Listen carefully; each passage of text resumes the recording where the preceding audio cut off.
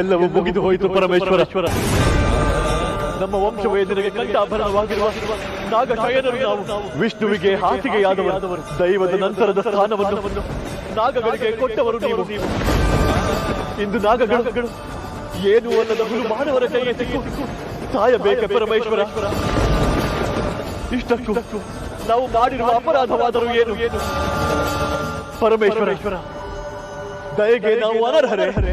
ಸಕಲ ನಾಟಕಗಳನ್ನು ನಮ್ಮ ಕೈಯಿಂದಲೇ ಮಾಡಿಸುತ್ತೀಯ. ಸೂತ್ರಧಾರಿ ನೀನೆಯಾದರೂ ಇಷ್ಟೊಂದು ಘೋರ ಬೇಕೆ? ಶಿವಾನಿ ಏನಾದರೂ ಸ್ವಾರ್ಥಕ್ಕಾಗಿ ಅಪರಾಧವನ್ನು ಎಸಗಿದರೆ ಅವಳಿಗೆ ಶಿಕ್ಷೆ ಕೊಡುವುದು ನಮ್ಮ ಲೋಕದ ಜವಾಬ್ದಾರಿ. ಅದು ನಿನ್ನ ಜವಾಬ್ದಾರಿಯೂ ಕೂಡ. ಪರಮೇಶ್ವರ, ಅವಳು ಯಾವ ತಪ್ಪನ್ನು ಮಾಡಿಲ್ಲ. ಅವಳಿಗೆ ಏಕೆ ಶಿಕ್ಷೆ? ಇನ್ನು ಆ ಕಣ್ಣೂರಿನ ಜನ ಕೆಟ್ಟವರಲ್ಲ. ಯಾರದೋ ತಪ್ಪಿಗೆ ಯಾರಿಗೋ ಶಿಕ್ಷೆ. ಅವಳಿಗೆ ಶಿಕ್ಷೆಯನ್ನು ಕೊಡಿಸಿ ಪಾಪದ ಹೊರೆಯನ್ನು ಏಕೆ ಹೊರಿಸುತ್ತಿರುವೆ ದೇವ? ಏನಾದರೂ ಪರಿಹಾರ ಕೊಡು ಮಹೇಶ್ವರ. ಸತ್ಯ ಅವರಿಗೆ ತಿಳಿಯುವಂತೆ ಮಾಡು. ವಸಂತ, ಶತಶೃಂಗ ಒಳ್ಳೆ ಕಾವಲುಗಾರ, ಈ ಊರಿನ ನಂಬಿಕಸ್ಥ. ಕಣ್ಣಮ್ಮನ ಕಣ್ಣೂರಲ್ಲೇ ಹುಟ್ಟಿ ಕಣ್ಣಮ್ಮನ ಕಣ್ಣನ್ನ ಯಥಾಸ್ಥಿತಿಯಲ್ಲಿ ಸೇರ್ಸಕ್ ಪ್ರಯತ್ನ ಪಡ್ತಾ ಇರೋ ಕಾವಲುಗಾರ. ದೇವಿ ಕಾವಲುಗಾರನಾಗ ಹುಟ್ಟೋದೇ ಒಂದು ಪುಣ್ಯ.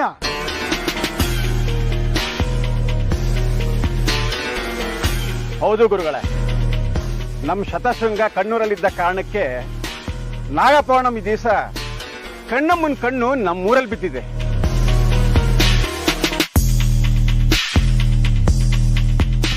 ಇವನ ಒಳ್ಳೆ ಗುಣದಿಂದ ನಾಗಿಣಿನ ಬಂಧಿಸೋದಿಕ್ಕೆ ನಮಗೆ ಒಳ್ಳೆ ಗುರುಗಳು ಸಿಕ್ಕಿದ್ದಾರೆ. ವಸಂತಣ್ಣ, ನೀವು ಹೇಳ್ಬೇಕಾ? ಇದೆಲ್ಲ ನನ್ನ ಕರ್ತವ್ಯ ಅಲ್ವಾ?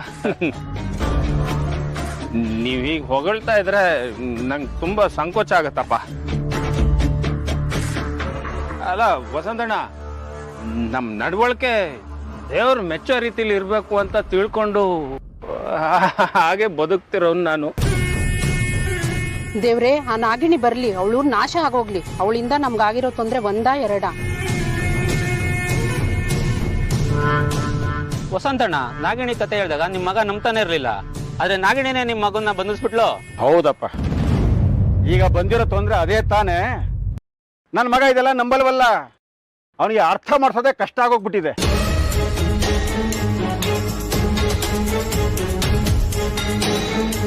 ಅರ್ಥ ಮಾಡೋದು ಅಷ್ಟೇನ್ ಕಷ್ಟ ಅಲ್ಲ ವಸಂತ.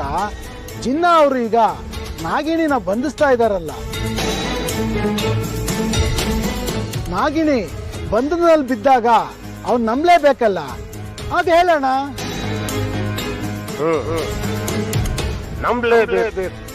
ಈ ಮಾತಿಗೆ ಎಲ್ಲರೂ ನಂಬಿಕೆ ಬರಲೇಬೇಕು. ಇದು ಪ್ರಪಂಚ ಇಲ್ಲ. ಈ ಪ್ರಪಂಚದಾಗೆ ಖುದಾಗೆ ಶಕ್ತಿನ ಮೀರ್ಸಕ್ಕೆ ಯಾವುದಕ್ಕೆ ಶಕ್ತಿ ಇಲ್ಲ.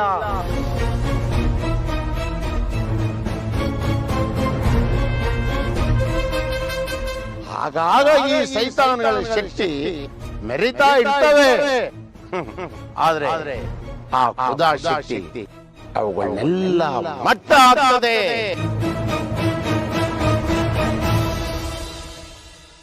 ಹಾಗೆ ಈ ನಾಗಿಣಿನೂ ಒಂದು ಕೆಟ್ಟ ಶಕ್ತಿ. ಆ ಪರ್ವರ್ದಿಗಾರ್ ಖುದಾ ಈ ಕೆಟ್ಟ ನಾಗಿಣಿನ ಸರ್ವನಾಶ ಮಾಡೋದಕ್ಕೆ ನನ್ಗೆ ಒಂದು ಶಕ್ತಿ ಕೊಟ್ಟಿದ್ದಾನೆ.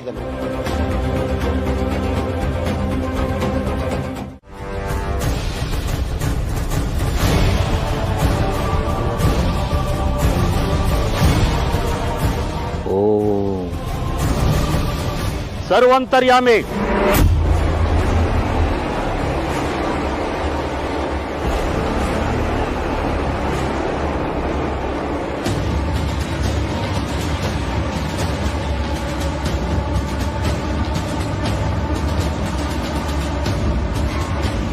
ಈಗೇನಾಗುತ್ತೆ ಗುರುಜಿ?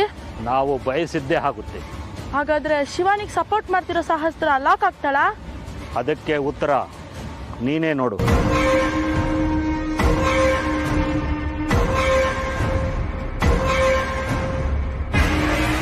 ಶಿವಾನಿ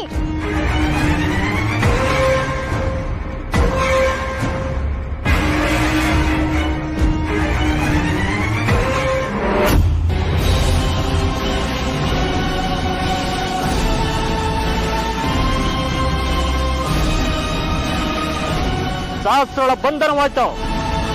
ಇನ್ನ ಅವಳನ್ನ ಯಾರೂ ನೋಡಲ್ಲ, ಇನ್ನ ಅವಳಿಗೆ ಯಾರೂ ಸಹಾಯ ಮಾಡಲ್ಲ. ಆದ್ರೆ ಶಿವಾನಿ ನಾಗಿನಿ ಅಂತ ಗೊತ್ತಾದ್ರೆ ಊರವರಿಂದ ಅವಳಿಗೆ ಅಪಾಯ ಇದೆ. ಅದಕ್ಕೆ ಯೋಚನೆ ಬೇಡ ಪ್ರೊಫೆಸರ್. ಶಿವಾನಿ ಈಗಲೇ ನಾರ್ಮಲ್ ಆಗ್ತಾಳೆ.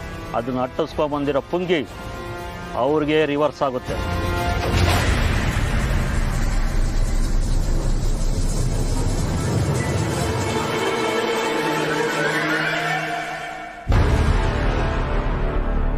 ನೋಡು ಶೃಂಗ, ನಾವು ಸುಮ್ಮನೆ ಹೀಗೆ ಕಾಯ್ತಾ ನಿಂತ್ರೆ ಆ ನಾಗಿಣಿ ಬಂದು ನಮ್ಮನ್ನ ಮುಗಿಸ್ಬಿಡ್ತಾಳೆ ಅಷ್ಟೇ. ದಿಗ್ವಿಜಯ, ಉಸ್ತಾದ್ ಬಗ್ಗೆ ತಪ್ಪು ತಿಳುವಳಿಕೆ ಬೇಡ. ಅವರು ತುಂಬಾ ದೊಡ್ಡ ಕಾವಂದ್ರು. ಸಣ್ಣ ಶೈತಾನ ದೊಡ್ಡ ಶೈತಾನ ಇವನ್ನೆಲ್ಲ ಬಂಧನ ಮಾಡಿ ಕುಪ್ಪಿ ಒಳಗೆ ಹಾಕಿ ಕಾಡಿನ ಮಧ್ಯೆ ತಗೊಂಡೋಗಿ ಬಿಡುವಂತ ಮಹಾಮಹಿಮರು. ಕಾಲಿಟ್ ಕಡೆ ಎಂತೆಂತದೋ ಶೈತಾನ್ಗಳೆಲ್ಲ ತರಗುಟ್ಟೋಗ್ಬಿಡ್ತವೆ. ಇರಬಹುದು, ಸೈತಾನ್ಗಳನ್ನ ಎದುರಿಸಿರ್ಬಹುದು, ಬಂಧಿಸಿನೂ ಇರಬಹುದು. ಆದ್ರೆ ನಾಗಿಣಿ ಸೈತಾನ್ ಅಲ್ವಲ್ಲ.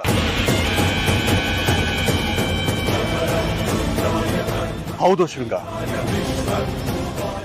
ನಾಗಿಣಿ ಸೈತಾನ್ ಶಕ್ತಿ ಅಲ್ಲ, ಒಳ್ಳೆಯವಳು.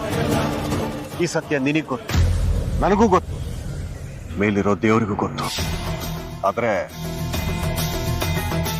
ನಿನ್ನ ಉಸ್ತಾದ್ ಗೊತ್ತಿಲ್ಲ. ಅರ್ಥ ಆಯ್ತಾ? ಅಪ್ಪ ಸ್ವಾಮಿ, ಇನ್ ಸ್ವಲ್ಪ ದಿನ ಸುಮ್ಮನಿದ್ ಬಿಡಪ್ಪ. ನಮ್ ಗುರಿ ಏನು? ನಾಗಿಣಿ ಬಂಧನ ಆಗ್ಬೇಕು, ನಾಗಮಣಿ ಕಣ್ಣು ಸೇರ್ಬೇಕು, ಆ ಶಕ್ತಿಯ ಚೂರು ತಗ್ಬೇಕು, ಆಮೇಲೆ ನಾಗಮಣಿ ನಮ್ ವಶ ಆಗ್ಬೇಕು. ಇದು ನಮ್ ಮುಂದಿನ ಗುರಿ. ಇದ್ರ ಮಧ್ಯೆ ನಾವೇ ಬೀಳೋದಕ್ಕೆ, ಬಿದ್ದು ಸಮಾಧಿ ಆಗೋದಕ್ಕೆ ನಾವೇ ಹಳ್ಳ ತೋಡ್ಕೊಳ್ಳೋದ್ ಬೇಡ. ಅರ್ಥ ಆಯ್ತಾ?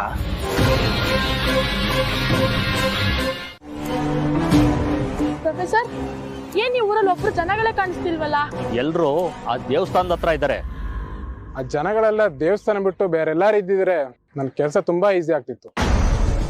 ನೋಡ್ ಸದಾನಂದ, ನಾವು ಪಡೆಯೋಕೆ ಬಂದಿರೋ ಶಕ್ತಿ ಬರೀ ಮಂತ್ರವಿದ್ಯೆಯಿಂದ ಒಲಿಯುವಂಥದ್ದಲ್ಲ, ಅದಕ್ಕೆ ಯಂತ್ರದ ವಿದ್ಯೆಯೂ ಬೇಕು, ಈ ಕಾಲದ ತಂತ್ರ ವಿಜ್ಞಾನನೂ ಬೇಕು. ಅದೆಲ್ಲ ಬೇಕು ಅಂತಾನೆ ಆ ಜ್ಞಾನ ಇರುವಂತ ಎಲ್ಲರೂ ಸೇರಿ ಒಂದು ಟೀಮ್ ಆಗಿರೋದು. ಪ್ರೊಫೆಸರ್, ಸಹಸ್ರ ಶಿವಾನಿನ ದೂರ ಮಾಡಿ ಆಯ್ತು, ಸಹಸ್ರನ ಮಾಯಬಂಧನ ಇಟ್ಟಾಯ್ತು. ಹಾಗಾದ್ರೆ ನಮ್ಮ ಮುಂದಿನ ಹೆಜ್ಜೆ ಏನು? ಇನ್ನು ಮುಂದೆ ಮಂತ್ರ ಯಂತ್ರಗಳ ಜೊತೆ ಬುದ್ಧಿವಂತಿಕೆನೂ ಬಳಸಬೇಕು. ಪ್ರೊಫೆಸರ್, ಇವತ್ತು ಈ ಊರಿನ ಜನ ಏನೇ ಪೂಜೆ ಮಾಡ್ಲಿ, ಏನೇ ಮಂತ್ರ ಹೇಳಲಿ, ನಾಗಿನಿನ ಬಂದ್ಸೋಕ್ ಸಾಧ್ಯನೇ ಇಲ್ಲ. ನಾನು ಅದಕ್ಕೊಂದು ತಡೆ ಹಾಕಿದ್ದೇನೆ. ಹಾಗಾದ್ರೆ ಆ ಜನಗಳೆಲ್ಲ ಜಾಗದಿಂದ ದೂರ ಹೋದ್ರೆ ಮಾತ್ರ ನಮ್ಗೆ ಆ ಶಕ್ತಿನ ವಶಪಡಿಸ್ಕೊಳಕ್ ಸಾಧ್ಯ. ಅದು ಅಷ್ಟು ಸುಲಭ ಅಲ್ಲ. ಅದೆಲ್ಲ ಸುಲಭ ಆಗ್ಲಿ ಅಂತಾನೆ ತಾನೇ ಪ್ರೊಫೆಸರ್ ನಾನು ಇಲ್ಲಿ ಬಂದಿರೋದು. ನಮ್ಮ ಲೆಕ್ಕಾಚಾರದ ಪ್ರಕಾರ ಕಣ್ಣೂರಿನಲ್ಲಿ ಆ ಶಕ್ತಿ ಇದೆ. ಆ ಶಕ್ತಿಗೆ ನಾಗಿನಿಯ ಕರಸ್ಪರ್ಶ ಆಗ್ಬೇಕು, ಆಗಲೇ ಅದು ಶಾಂತವಾಗೋದು. ಅದು ಶಾಂತವಾದ್ರೇನೆ ನಾವು ಮುಟ್ಟೋಕೆ ಸಾಧ್ಯ. ಅದಕ್ಕೆ ತಾನೇ ಇವತ್ತಿನ ಪೂಜೆ ನಿಲ್ಲವಾಗಿ ಮಾಡಿದ್ದು. ಅಷ್ಟಕ್ಕೆಲ್ಲ ಮುಗಿಯಲ್ಲ ಪ್ರೊಫೆಸರ್, ನಾಗಿಣಿ ನಮ್ಮ ಮಾತು ಕೇಳೋ ಹಾಗೆ ಮಾಡಬೇಕು. ಅದು ನಿಮ್ಮಗಳ ತಂತ್ರದಿಂದ ಅಷ್ಟೇ ಸಾಧ್ಯ. ಸರಿ ಗುರುಜಿ, ನಾವು ಈ ತರ ಸುತ್ತಾಡ್ತಾ ಇದ್ರೆ ಜನಗಳಿಗೆ ಅನುಮಾನ ಬರುತ್ತೆ. ನಾವೆಲ್ಲಾದ್ರೂ ಸೇಫ್ ಜಾಗದಲ್ಲಿ ಕೂತು ಪ್ಲಾನ್ ಮಾಡೋಣ, ಬನ್ನಿ.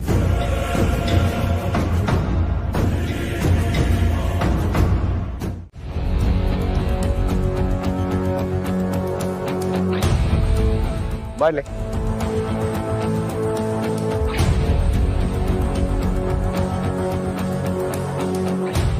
ಅಭಯ್, ಏನ್ ಯೋಚನೆ ಮಾಡ್ತಿದೀಯಾ?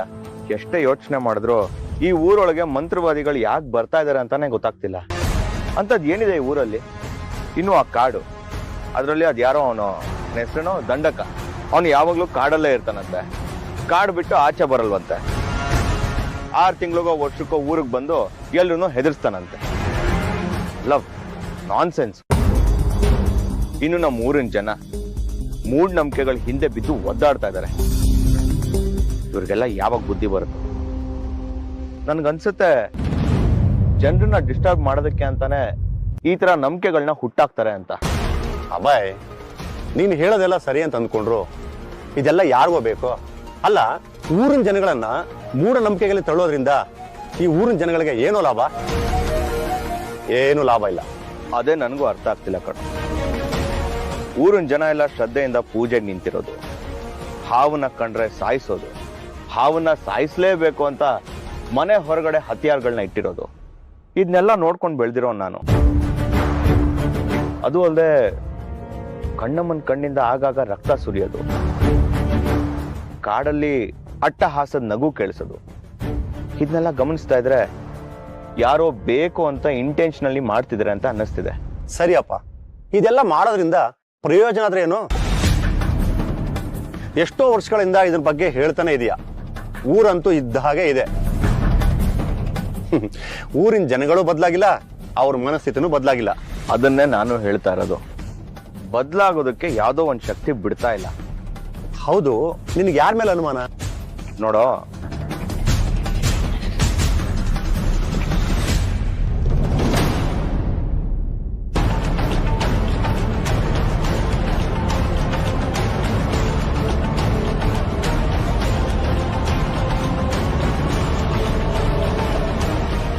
ಉಮೇಶ್, ಯಾರದು?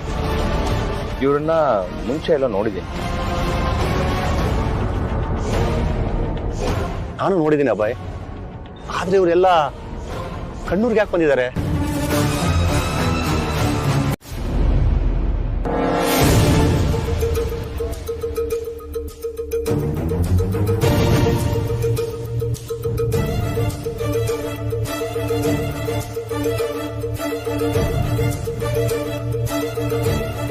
ಉಮೇಶ್, ಇವ್ರನ್ನ ಈ ಮೊದಲು ಎಲ್ಲೋ ನೋಡಿದ್ದೀನಿ, ಆದ್ರೆ ಎಲ್ಲಿ ಅಂತ ಗೊತ್ತಾಗ್ತಿಲ್ಲ.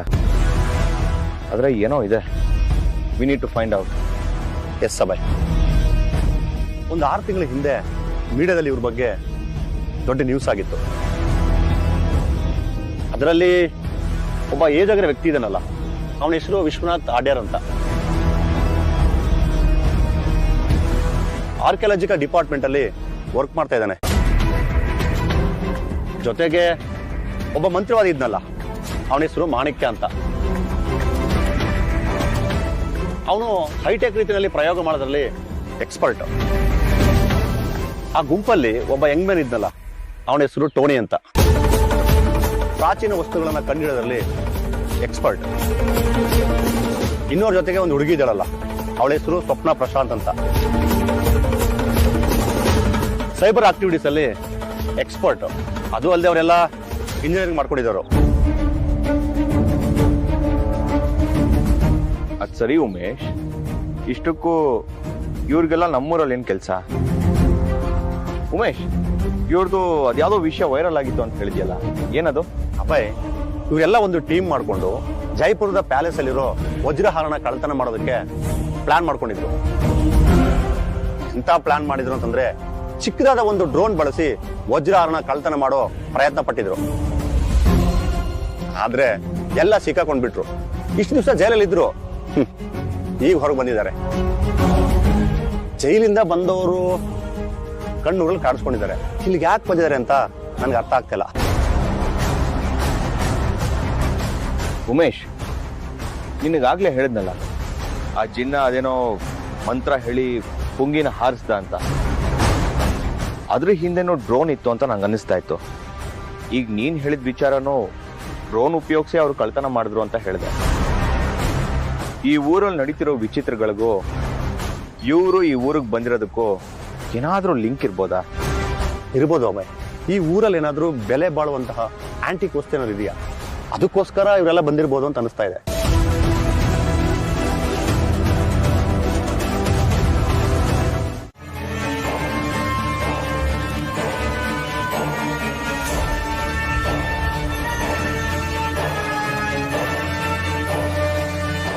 ಮಾಣಿಕ್ಯ, ಹೇಳಿ ಪ್ರೊಫೆಸರ್. ನಾವು ಅನ್ಕೊಂಡಿದ್ದು, ನಾವು ಬಂದಿದ್ದು ಎಲ್ಲ ಸರಿಯಾಗೇ ಇದೆ. ಇದುವರೆಗೂ ಒಂದು ಹೆಜ್ಜೆನೂ ಮಿಸ್ ಆಗಿಲ್ಲ. ಮುಂದೆನೂ ಮಿಸ್ ಆಗ್ಬಾರ್ದಲ್ವಾ? ಎಲ್ಲದಕ್ಕೂ ವ್ಯವಸ್ಥೆ ಆಗಿದೆ ಪ್ರೊಫೆಸರ್. ಎಲ್ಲರೂ ಕಡ್ನಮ್ಮನ ದೇವಸ್ಥಾನದ ಆಸುಪಾಸಿನ ಬಯಲು ಪ್ರದೇಶದಲ್ಲಿದ್ದಾರೆ. ಹಾಗಾಗಿ ಈ ದೇವಸ್ಥಾನದ ಹತ್ರ ಜನಗಳಿಲ್ಲ. ಅವರು ಬರೋಕ್ ಮುಂಚೆ ನಾವು ನಮ್ಮ ಕೆಲಸ ಮುಗಿಸಿ ಹೊರಡಬೇಕು.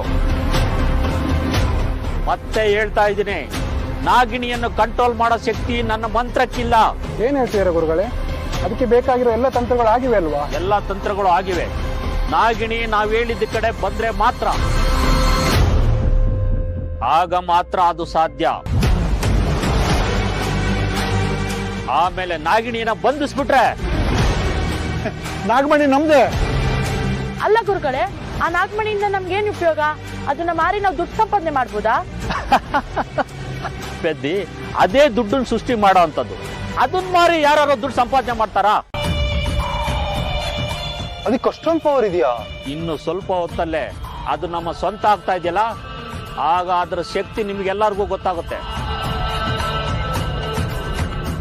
ಇಡೀ ಊರು ಜನ ಎಲ್ಲ ಹೊರಗಡೆ ಹೋಗಾಗಿದೆ. ಅಷ್ಟರಲ್ಲಿ ಕೆಲಸ ಮುಗಿಸ್ಕೊಂಡು ನಾವ್ ಇಲ್ಲಿಂದ ಹೊರಡಬೇಕು. ಪ್ರಶಾಂತ್, ಎಲ್ಲ ರೆಡಿ ಇದೆ ತಾನೆ? ಪ್ರೊಫೆಸರ್, ಎಲ್ಲ ರೆಡಿ ಇದೆ ಪ್ರೊಫೆಸರ್. ಪ್ರೊಜೆಕ್ಟರ್ ಒಂದು ಆನ್ ಮಾಡಿದ್ರೆ ಎಲ್ಲ ಕ್ಲಿಯರ್ ಆಗುತ್ತೆ.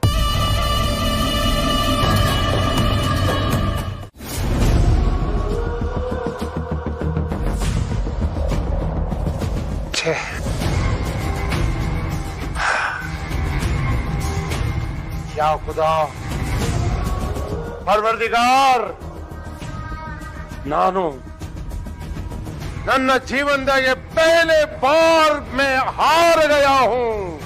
ನನ್ನ ಜೀವನದಲ್ಲಿ ಮೊದಲನೇ ಬಾರಿ ನನ್ಗೆ ಸೋಲಾಗೈತೆ.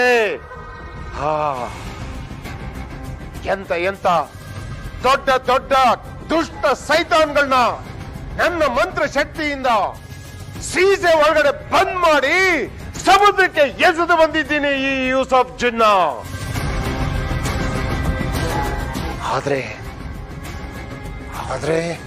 ಈ ಒಂದು ನಾಗಿಣಿನ ನನ್ನ ಕೈಯಲ್ಲಿ ಬಂಧಿಸಕ್ಕೆ ಆಗ್ತಾ ಇಲ್ಲ. ಯಾಕೆ ಯಾಕೆ ಖುದಾ? ಕರಾಮತ್ ಏನಂತ ನಮ್ಗೆ ಗೊತ್ತಾಗ್ಬೇಕು ಖುದಾ.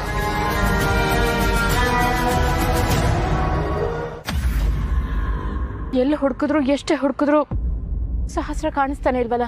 ಅವಳು ಕಾಣಿಸ್ತಾ ಇರೋ ಹಾಗೆ ಯಾರಾದ್ರೂ ಅವಳನ್ನ ಬಂಧಿಸಿಟ್ಟಿದಾರ? ಯಾರು ಬಂಧಿಸಿದ್ದಾರೆ? ಎಲ್ಲಿ ಬಂಧಿಸಿಟ್ಟಿರ್ಬೋದು? ಕಣ್ಣಮ್ಮ ಅವಳು ನನಗೆ ಸಹಾಯ ಮಾಡಿದ್ಲು ಅನ್ನೋ ಒಂದೇ ಒಂದು ಕಾರಣಕ್ಕೆ ಅವಳನ್ನ ಹೀಗೆ ಬಂಧಿಸಿದಾರ. ಕಣ್ಣಮ್ಮ ನಾಗನೇತ್ರ, ನೀನು ನಾಗ ಸಂಕುಲದ ಕುಲದೇವಿ. ನಿನ್ನ ಅಂಶ ಇರೋ ಮಗು ಆಗಿ ಬಂದವಳು ಸಹಸ್ರ. ನಿನ್ನೂರಲ್ಲೇ ಅವಳಿಗೆ ತೊಂದರೆ ಆಗ್ತಿದೆ ಅಂದ್ರೆ ಏನ್ ಅರ್ಥ ತಾಯಿ?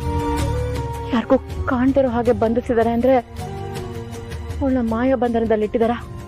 ಯಾರಿರ್ಬೋದದು? ಅವಳು ತೊಂದರೆ ಮಾಡ್ತಿರೋರು ಯಾರೇ ಆಗಿದ್ರು ಅವಳನ್ನ ಸುಮ್ಮನೆ ಬಿಡೋದಿಲ್ಲ. ಸಹಸ್ರ,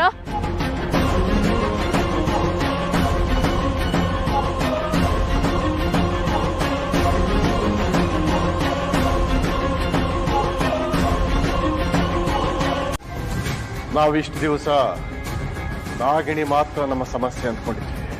ಆದ್ರೆ ನಮ್ಮ ಉದ್ದೇಶ ಗೊತ್ತಾಯ್ತು ಅಂತಂದ್ರೆ ಊರಿನ ಜನರು ಕೂಡ ನಮ್ಮ ದೊಡ್ಡ ಸಮಸ್ಯೆ ಆಗ್ತಾರೆ. ಅದು ಅಲ್ಲದೆ ಈಗ ನಾಗಿಣಿಯನ್ನ ತಡೆದಿರೋ ಶಕ್ತಿ ಕೂಡ ತುಂಬಾ ದೊಡ್ಡ ಶಕ್ತಿ ಅಂತ ನನಗೆ ಅನ್ನಿಸ್ತಾ ಇದೆ. ಯಾವುದಿರ್ಬೋದು ಆ ಶಕ್ತಿ? ಸಹಸ್ರನ? ನಹಿ, ಸಹಸ್ರ ನಹಿ. ಯಾವುದೋ ದುಷ್ಟ ಶಕ್ತಿಗಳು ಸಹಸ್ರಾಗೆ ಕಣ್ಮರೆ ಮಾಡಿದೆ. ಇಲ್ಲಿ ಏನೇನೋ ನಡೀತಾ ಇದೆ, ಅದನ್ನು ಎಲ್ಲ ನಾವು ಸರಿಯಾಗಿ ತಿಳ್ಕೊಂಡು ಮುಂದಿನ ಹೆಜ್ಜೆ ಇಡಬೇಕು. ಯಾ ಖುದಾ, ಬಿಸ್ಮಿಲ್ಲಾಹಿ ರೆಹಮಾನ್. ಯಾ ಮಾಲಿಕ್, ನಾವು ಈ ಊರನ್ನ ಕಾಪಾಡಬೇಕು. ನಾಗಿಣಿ ದುಷ್ಟ ಶಕ್ತಿಯಿಂದ ಈ ಊರನ್ನ ಕಾಪಾಡಿ ಈ ಗಾವಲ್ಲಿರೋ ಎಲ್ಲರ ಮುಖದ ಮೇಲೆ ನಗು ತರಿಸ್ಬೇಕು ಅಂತ ಹೋರಾಟ ಮಾಡ್ತಾ ಇದ್ದೀನಿ ಖುದಾ. ನಾಳೆ ನಡೆಯೋ ಪೂಜೆ ನಂದು ಆಖರಿ ಮಂತ್ರ. ಇದು ಪೂರ್ತಿಗೆ ಆದ್ರೆ ನೀನು ನನ್ನನ್ನ ಜನ್ನತ್ತು ಕಡೆಗೆ ಕರ್ಕೊಂಡು ಹೋಗ್ತೀಯ ಅನ್ನೋ ನಂಬಿಕೆ ನಂದು. ಇದು ಆಗ್ಬೇಕು ಅಂದ್ರೆ ಆ ನಾಗಿಣಿ ನನ್ನ ಕೈವಶ ಆಗ್ಬೇಕು. ಆ ನಾಗಿಣಿನ ಯಾವುದೋ ಒಂದು ಶಕ್ತಿ ಕಾಪಾಡ್ತಾ ಇದೆ. ಆ ಶಕ್ತಿ ಯಾವುದು ಆ ಶಕ್ತಿ ಕುದಾ?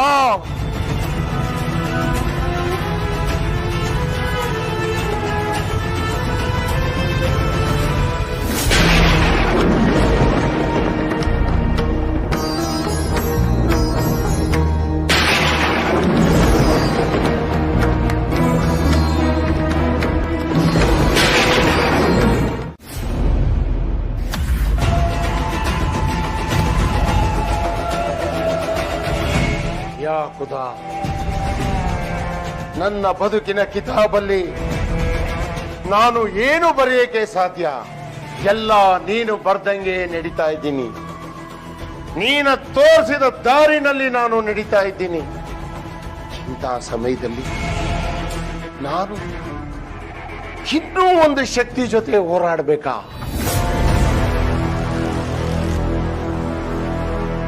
ಯಾಕುದಾ? ಏನು ಹೇಳ್ತಿದ್ದೀರಾ ಉಸ್ತಾದ್? ಇನ್ನೊಂದು ಶಕ್ತಿನಾ? ಹೌದು. ಏನ್ ಹೇಳ್ತಿದ್ದೀರಾ ನೀವು?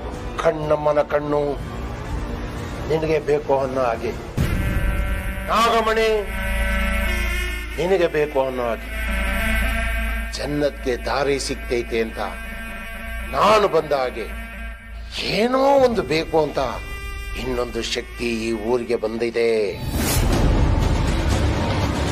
ಆ ಇನ್ನೂ ಒಂದು ಶಕ್ತಿ ಜೊತೆ ನಾವು ಹೋರಾಡಬೇಕು.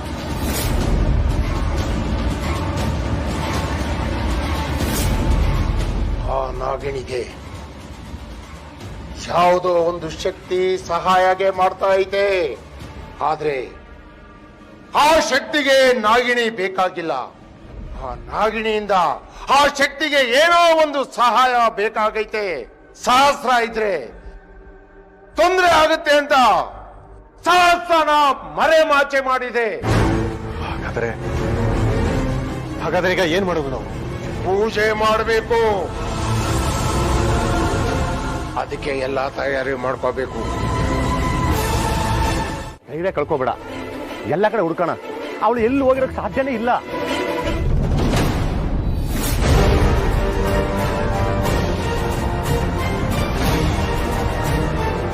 ಅಭಯ್ ಅಭಯ್, ಅಲ್ಲಿ ನೋಡು, ಅಲ್ಲಿ ನೋಡು.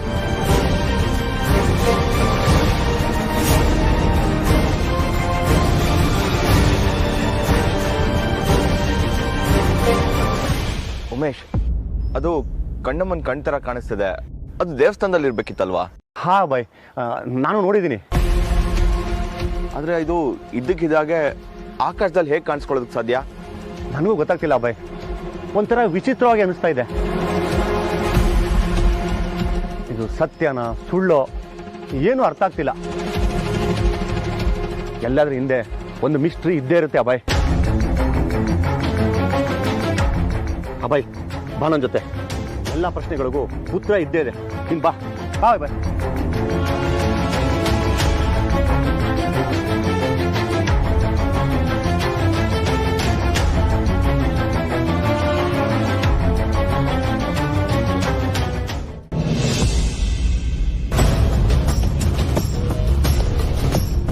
ಈ ಬೆಳಕು ನನ್ನನ್ನು ಎಲ್ಲ ಕರ್ಕೊಂಡು ಹೋಗ್ತದೆ?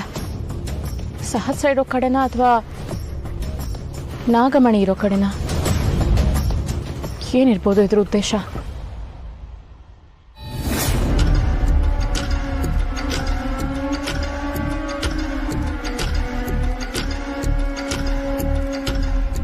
ಅವಳು ಬರ್ತಿದ್ದಾಳೆ.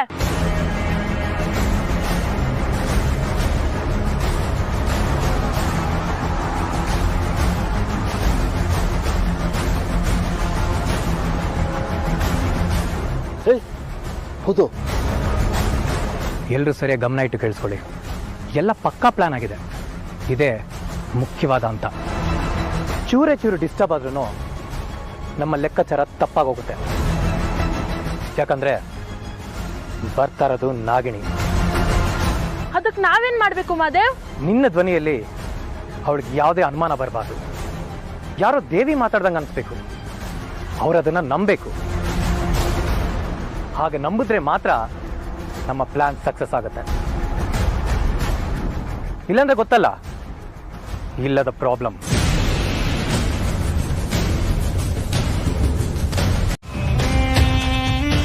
ಎಲ್ಲದಕ್ಕೂ ಒಂದು ಕೊನೆ ಬೇಡವಾ ಕಂದ? ತಾಯಿ, ಸಹಸ್ರ ಎಲ್ಲಿದ್ದಾಳೆ ತಾಯಿ? ಅವಳು ನನಗೆ ಸಿಗ್ಬೇಕು. ಸಿಗ್ತಾಳೆ ಕಂದ. ಅದಕ್ಕೋಸ್ಕರ ತಾನೇ ನಾನು ನಿನ್ನನ್ನ ಕರೆಸಿರೋದು. ಅದು ಸಿಗಬೇಕು ಎಂದರೆ ನಾಗಮಣಿ ಸ್ಥಾನ ಪಲ್ಲಟ ಆಗಬೇಕು.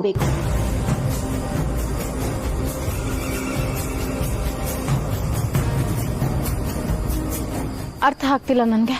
ಈ ಕಣ್ಣಮ್ಮನ ಕಣ್ಣಿನ ಮೇಲೆ ಮಹಾದುಷ್ಟರ ಕಣ್ಣು ಬಿದ್ದಿದೆ ಮಗಳೇ. ಸ್ಥಾನ ಪಲ್ಲಟಗೊಳಿಸದೇ ಇದ್ದರೆ ದುರಾತ್ಮಗಳು ಅದನ್ನ ಅಪಹರಿಸಿಕೊಂಡು ಹೋಗುವ ಸಾಧ್ಯತೆ ಇದೆ.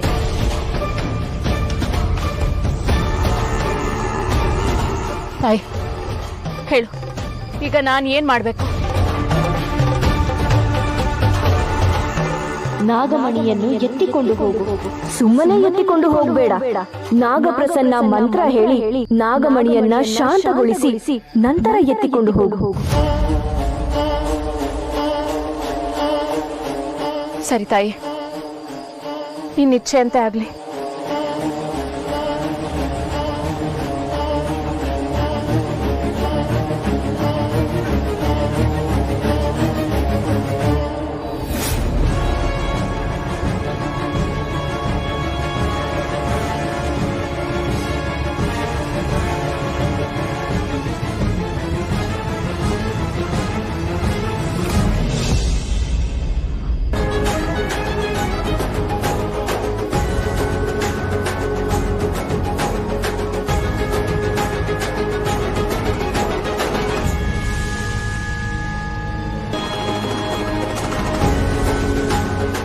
ಓಂ ನಾಗಪ್ರಸನ್ನಾಯ ನಮಃ. ಯಕ್ಷಸ್ವರೂಪಾಯ ಪ್ರಸನ್ನ, ದಿವ್ಯಾಯ ದೇವಾಯ ಪ್ರಸನ್ನ. ಓಂ ನಾಗಮಣಿ ಪ್ರಸನ್ನ. ಓಂ ನಾಗಶಕ್ತಿ ಪ್ರಸನ್ನ. ಓಂ ನಾಗತೇಜ ಪ್ರಸನ್ನ.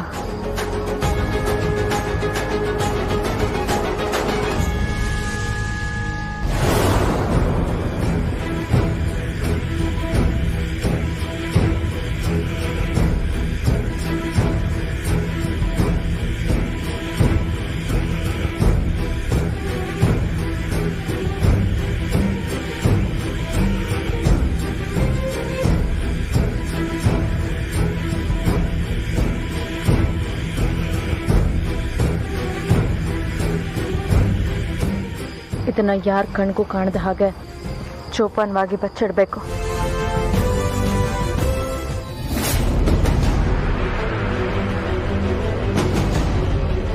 ಸಹಸ್ರ, ಸಹಸ್ರ,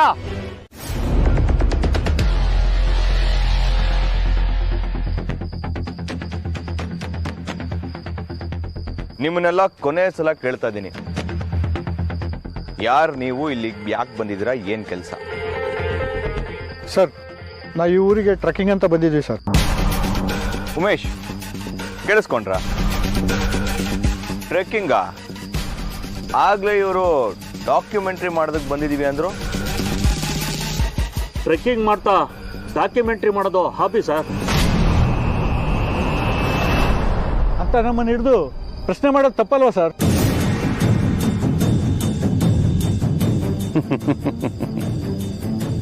ಮಿಸ್ಟರ್ ವಿಶ್ವನಾಥ್,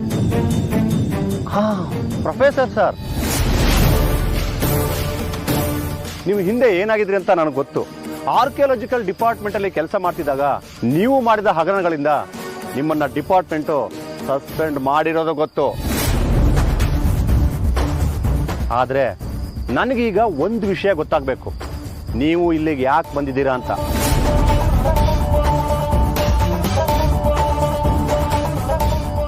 ನೋಡಿ, ನೀವಾಗಿದ್ ನೀವೇ ಬಾಯ್ ಬಿಟ್ರೆ ಸರಿ, ಇಲ್ಲ ಪೊಲೀಸ್ ಭಾಷೆನಲ್ಲಿ ವಿಚಾರಿಸ್ಬೇಕಾಗತ್ತೆ.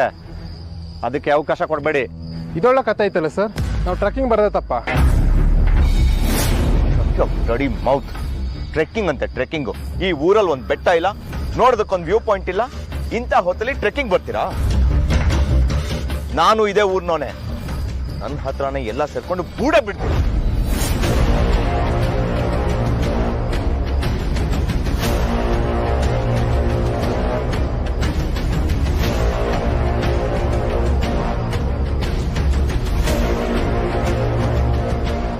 ನಾವ್ಯಾಕೆ ಸರ್ ಸುಳ್ಳು ಹೇಳ್ಬೇಕು? ಸರಿ, ನೀವುಗಳು ಸುಳ್ಳು ಹೇಳ್ತಿಲ್ಲ. ಇವಾಗ ಈ ಊರಿಗೆ ಟ್ರೆಕ್ಕಿಂಗ್ ಬಂದಿದ್ದೀವಿ ಅಂತ ಹೇಳಿದ್ರಲ್ಲ, ಯಾವುದಾದ್ರೂ ಒಳ್ಳೆ ಸ್ಪಾಟ್ ಹೇಳಿ. ಯಾವ ಏರಿಯಾಲಿ ಟ್ರೆಕ್ಕಿಂಗ್ ಮಾಡ್ತೀರಾ ಅದನ್ನಾದ್ರೂ ಹೇಳಿ.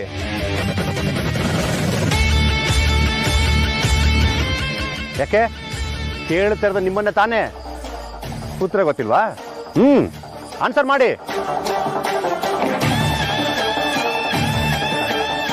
ಸರ್, ಇಲ್ಲಿ ಮಾದಲಮ್ಮನ ಬೆಟ್ಟ ಇದೆಯಂತಲ್ಲ ಸರ್, ಅದು ತುಂಬ ಇಂಟ್ರೆಸ್ಟಿಂಗ್ ಪ್ಲೇಸ್ ಅಂತೆ ಸರ್. ನಾನು ಗೂಗಲಲ್ಲಿ ಕೂಡ ಸರ್ಚ್ ಮಾಡಿದೆ. ಸೊ ಅದಕ್ಕೆ ನಾವೆಲ್ಲರೂ ಅದನ್ನ ನೋಡೋಕ್ಕೆ ಅಂತ ಬಂದ್ವಿ ಸರ್. ಹೌದಾ? ಮಾದಲಮ್ಮನ ಬೆಟ್ಟನ? ಇಲ್ಲೇನಾದ್ರೂ ಹೂವಾಡೋಕೆ ಜಾಗ ಕಾಣಿಸ್ತಿದ್ಯಾ? ಈ ಊರಲ್ಲಿ ಯಾವ ಮಾದಲಮ್ಮನ ಬೆಟ್ಟನೂ ಇಲ್ಲ. ನಾನು ಇದೇ ಊರ್ನೋನೆ. ನಿಮ್ಮ ಆಟ ಎಲ್ಲ ನನ್ನ ಹತ್ರ ನಡೆಯಲ್ಲ.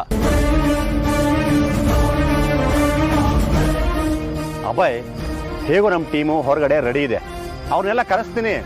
ಇವರನ್ನೆಲ್ಲ ಅರೆಸ್ಟ್ ಮಾಡಿ ಲಾಕಪ್ ಹಾಕಿ ಚೆನ್ನಾಗಿ ಬಾರ್ತಿದ್ರೆ